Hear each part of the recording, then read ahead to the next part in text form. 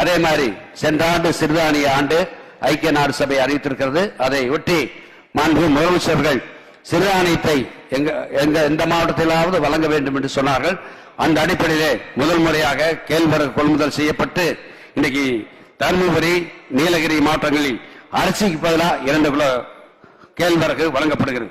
இதன் அடிப்படையிலே தருமபுரி, கிருஷ்ணகிரி, சேலம் மற்றும் ஈரோடு மாவட்டங்களில் KNS 2022 முதல் 2024 மே 6 வரை 1659 டன் கேழ்வரகு கிலோ ஒன்றுக்கு ரூபாய் 38.46 காசுக்கு கொள்முதல் செய்யப்பட்டு இன்றைக்கு 940 விவசாயிகளிடமிருந்து கொள்முதல் செய்யப்பட்டிருக்கிறது என்பதை இந்த நேரத்திலே நான் தெரிவித்துக் கொள்கிறேன்.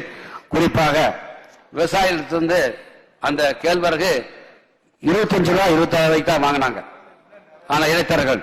ஆனால் மாண்பு முதலமைச்சருடைய அரசு 38 ரூபாய் 46 காசு கொடுத்தனால விவசாயிகள் கேழ்வரகை இன்றைக்கு அதிகமாக அந்த மாவட்டங்கள் எல்லாம் பயிர் செய்து வருகிறார்கள் என்பதை